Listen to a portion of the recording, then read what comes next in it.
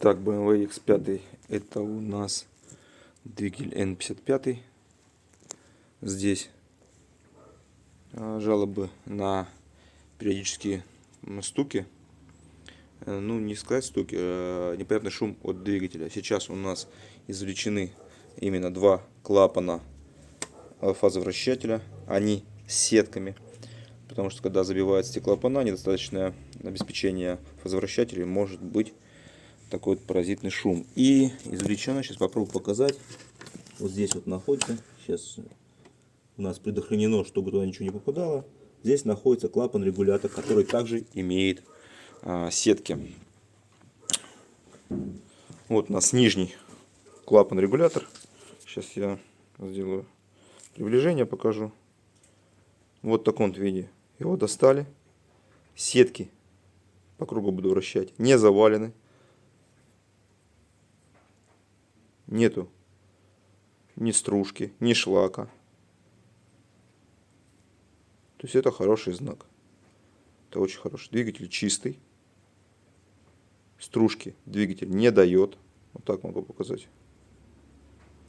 Маленькие элементики вот такие вот присутствуют, но это сетки. Это фильтрация. Волокон особо никаких нет. Вот здесь вот небольшое присутствие. Сейчас это все будет очищаться. Резиночки сейчас обработаем. И будем устанавливать его назад. Это не причина. Верхний клапан управления фазовращателем имеет вот такой вот вид. Также сейчас сеточки покажу вокруг.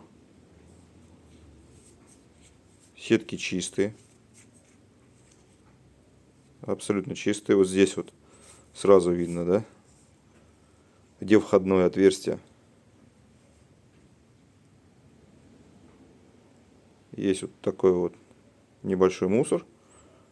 Но этот мусор недостаточен для перекрытия. То есть это тоже не причина.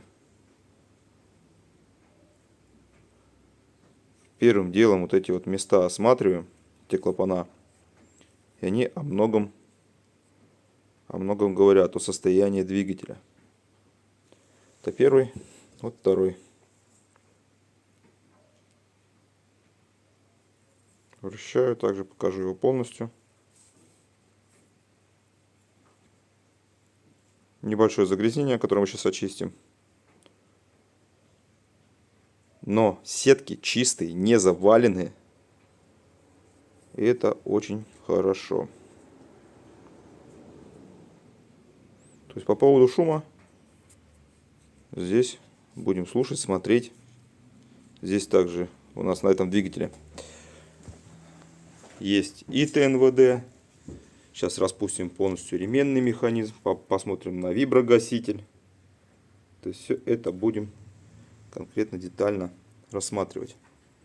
Сейчас здесь зачищаем, замываем сеточки. На клапанах тоже отмываем. И устанавливаем назад. По BMW, по X5. Сейчас сделаем такую процедуру. То есть мы проверили клапана. Они чистые, сетки клапанов чистые. Два клапана фазовращателя и нижний клапан регулировки давления. Далее завели машину с холодного. Нам именно надо было машина с холодного. Послушали, как она работает. Работает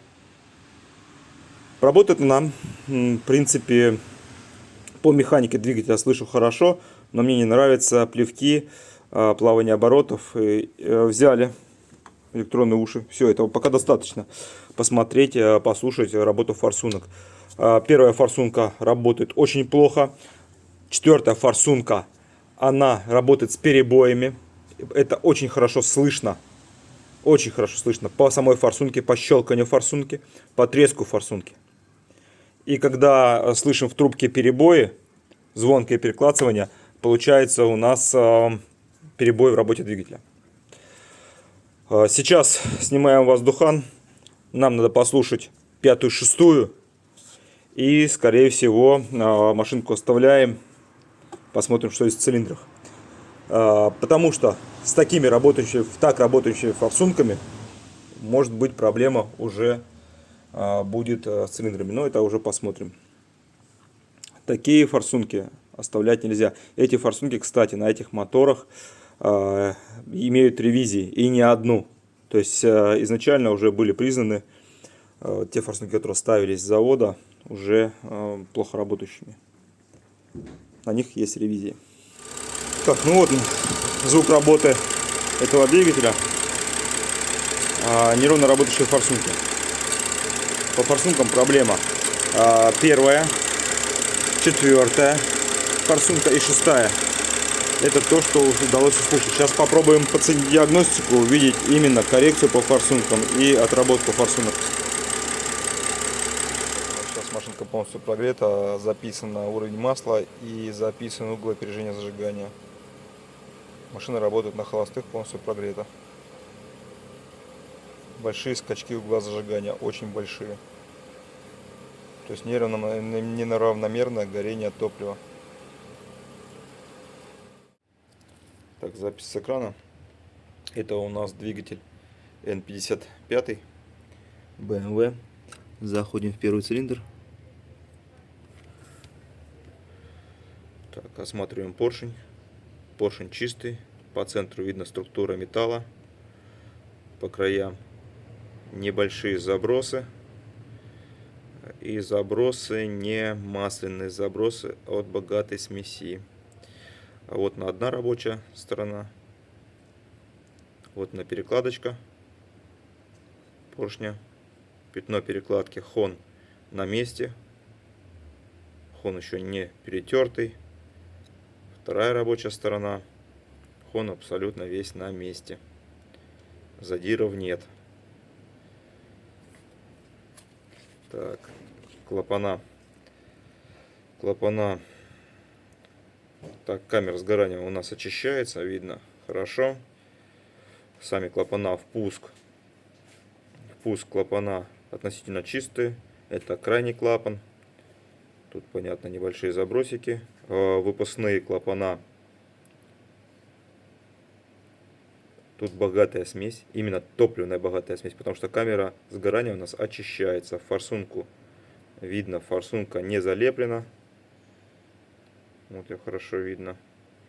Камера сгорания еще очищается. Вверху остановки колец небольшое количество кокса. Его надо освобождать, очищать. Иначе здесь, в этой точке, поршень будет с избыточной. Вот видно. Вот оно кольцо. Вот оно кольцо. И вот видно потертость в остановке колец. Хон не перетертый, хон на месте. Но потертость имеется. Надо коксик этот очищать, чтобы не было избыточного давления вместе в верхней мертвой точке. А так, в общем, первый цилиндр хорош. Очень хорош. Так, идем. Так, мы сейчас вернулись в шестой цилиндр, продули его дополнительно. Опустили туда шланг и продули, чтобы посмотреть более чисто камеру сгорания. Ну вот то же самое пятно по центру, пятно сажи по краям идеально сухой и чистый. Вот посмотрим на краях, то есть камера сгорания очищает его. Вот с краю. Вот оно изготовление, как он изготовлен. Вообще идеально чистый поршень. По центру вот такие наросты. И что-то мы уже сдули, потому что дули компрессором. И все равно мы видим наслоение. Наслоение прям по центру. Это плохо работающая форсунка. Ну вот можем показать даже. Сейчас покажу, вернусь сюда. Вот четко видно все маркировки. Все маркировки видно, что с этой стороны, что с этой стороны. Вот здесь вот. Вот смотрим, сейчас подниму повыше. Вот одна сторона. И вот вторая сторона. Со стороны выпуска вот такая вот история.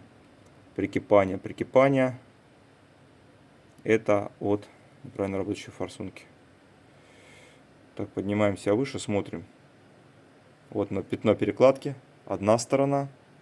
Жесткое пятно перекладки. Сейчас уже меньше вот этой вот песочка сыпи от нагара. Вот мы видим четко. Вот на пятно перекладки. И вторую сторону Вот на вторая сторона. Вот на вторая сторона. Прям ярко, четко. С двух сторон. Тут тоже большая детонация. Верхние между точки. Вот видно край, где юбка перекладывается. Взять перекладку. Ну и зачерневший центр поршня. Здесь тоже чуть продулось.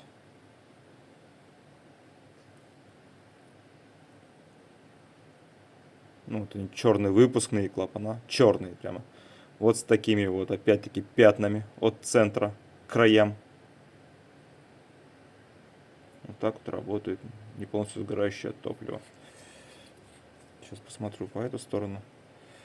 Сейчас найдем такие же пятна, как у нас сейчас были в четвертом.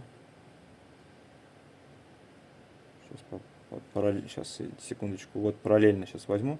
Параллельно идут два кольца, остановка колец. Вот он, параллельно ход. Вот они, прорыв газов. Вот он второй. И вот здесь вот интересная такая натертость, где межколечная перегородка. Это излишнее движение замков колец. Либо опять-таки просто два замка рядом, идет прорыв газа. Картина такая же, как в четвертом цилиндре. Дальше все у нас параллельно.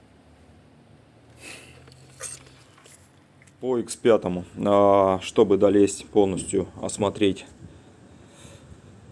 нам цилиндры, сделать эндоскопию, все это вот так вот разбирается, иначе никак. Снимаются перемычки, чтобы это все отодвигалось, чтобы у нас был доступ к цилиндрам.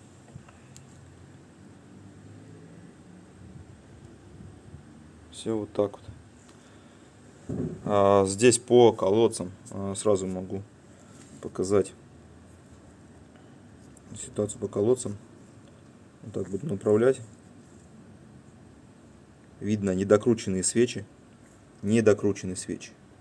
Свечи не закручены моментом затяжки. Вот здесь свеча пускала газы. Это само по себе издает излишний шум и неправильную топливно-воздушную смесь. Это подсосы воздуха.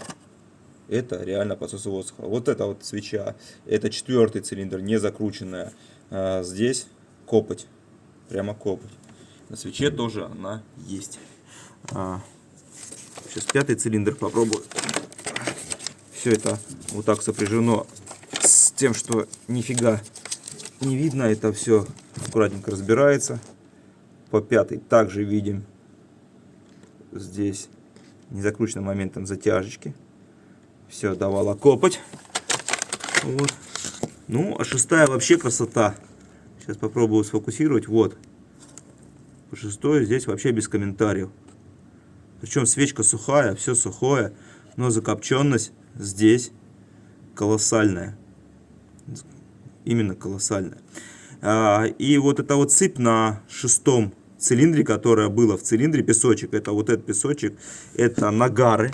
Нагары, которая проходит сквозь свечку, и когда ее откручиваешь, сразу это наблюдается скрипом свечки. Когда ты откручиваешь, прям она сильно скрипит. Это свечи уже очищены, но скрип здесь за счет того, что газы идут под кольцо, плохо закручены свечи. Вот видно здесь, насколько здесь прорыв по газам, да?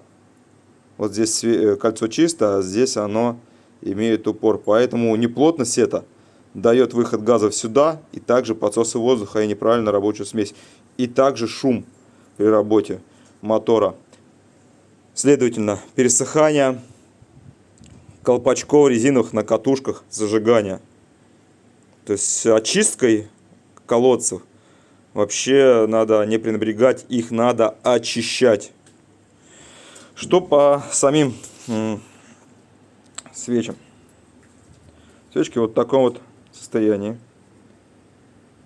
Вот они, у нас прорывы газов. Здесь видим грязь. Кто-то менял свечи, ну и поставил их на говно, скажем так. Это дает сюда подход газа, потому что им есть куда идти. выход есть под кольцо. Первый цилиндр, сразу видим, неправильно топливо-воздушная смесь. На электроде вот здесь вот видно очень хорошо. Вот так вот покажу поближе. Видно очень хорошо. Вот она вся неправильная топливо-воздушная смесь. Резьба сухая, коронка сухая. Коронка очищается. В эндоскоп мы видели, что здесь нет жора масла. И здесь вот я протираю, и все вот у нас до металла. Она сухая. Электрод он темный, серый.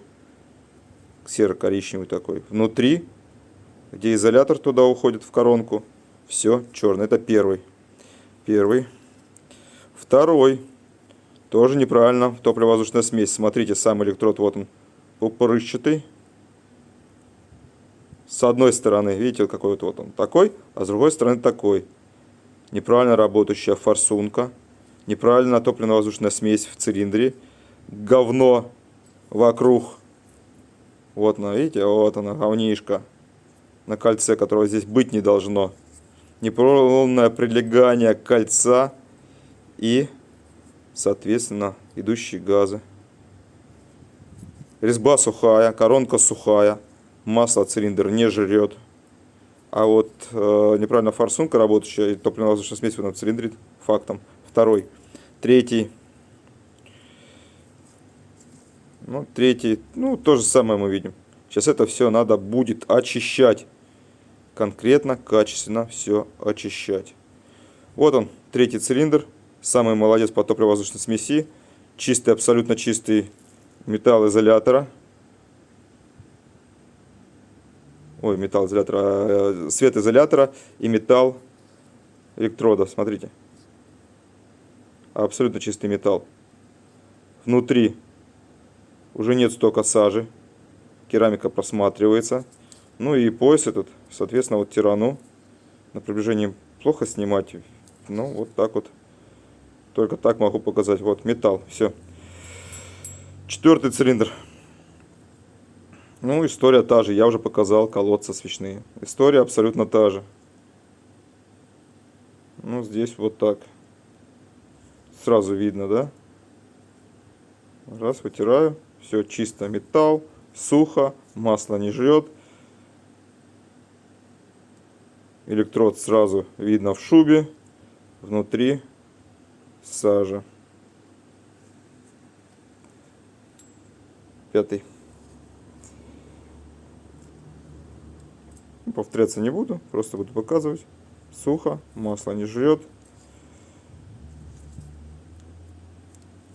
Протираю, вижу металл.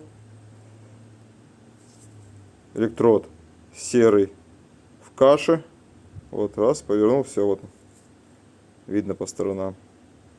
Внутри, вот на. Сейчас покажу пятно. Вот на, видите? Наконечник. Вот так вот. Все вот так. И шестой. Шестой тут красавчик, конечно. Что сказать-то. Все чисто, очищается. Вот он. Вот электродик. Вот в таком вот виде.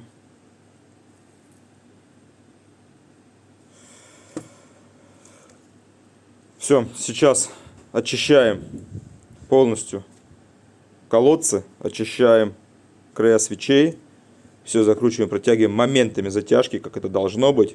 Собираем машинку, еще раз посмотрим по коррекциям и послушаем. Так, по BMW, по X5. Чистка колодцев специнструментом приводит колодцы вот в такое состояние. Сейчас попробую показать, сфокусироваться. Давай ты фокусируйся. Вот, сейчас засветилось. Видно чистая, абсолютно чистая прилегающая свечки будет. Следующую покажу. Сейчас фокус. Вот она, чистая, абсолютно прилегающая. Без шлака, который не будет давать нам упор. Упор к кольцу. Сейчас кольца вот в таком состоянии. По кольцам сейчас тоже покажу. Момент я уже показывал его. Вот он. Вот он, жесткий.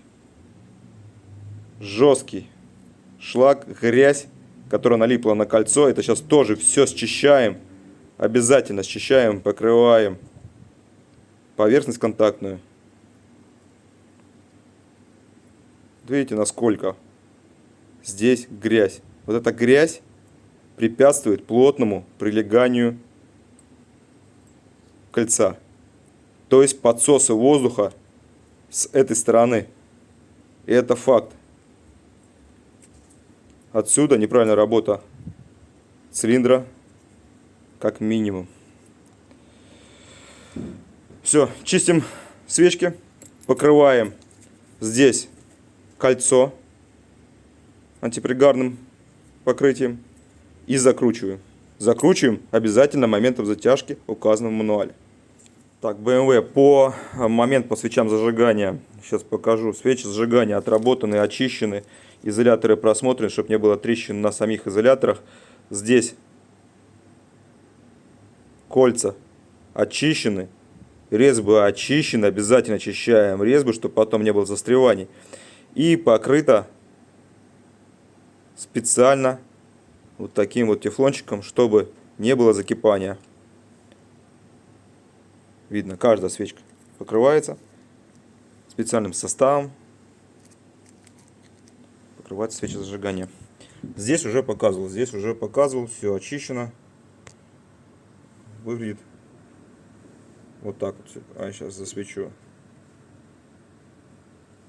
Сегодня у нас фокус ленивый. Вот, все. Площадка под свечку, под кольцо полностью очищена. Вот только после этого теперь мы можем закручивать свечи зажигания. Еще один момент. Измеряем резьбу на 12 она и на 14. Потому что момент затяжки свечей зажигания на 12 и на 14 они разные. Так, измерили резьбу. Она у нас 12. Для 12 резьбы шаг 1.25 свечи зажигания на этом моторе затягивается 23 ньютона на метр плюс-минус 3 ньютона. То есть 25 ньютон на метр это максимальная затяжка, но не меньше 23 ньютон на метр. Все, берем динамический ключ и протягиваем свечки. Так, по X5 машинку собрали, завели, послушали, посмотрели коррекции. Коррекции у нас идут от разброса топливных форсунок. Свечки все прокрутили, просмотрели, обслужили. Здесь все четко. Цилиндры посмотрели. По цилиндрам машина в идеальном состоянии. То есть двигатель, конкретно двигатель в идеальном состоянии. Хон на месте, перетертости нет, повреждений нет, задиров не имеет.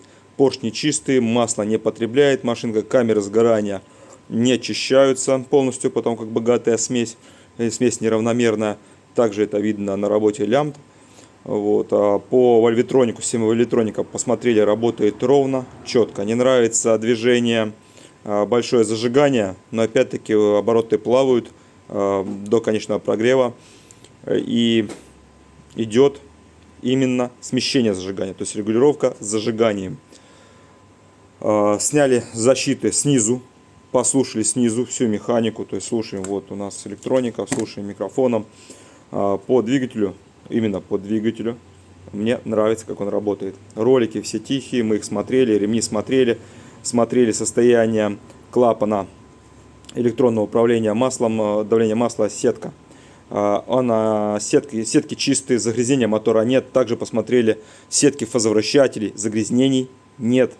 Мотор чистый, работает хорошо по механике, но не нравится плавание оборотов и нестабильная работа. Плевки идут. При разгазовке также эти плевки очень четко слышно. Но это топливно, тут уже ничего не сделаешь. Причем посмотрели работу ТНВД и наполняемость рампы.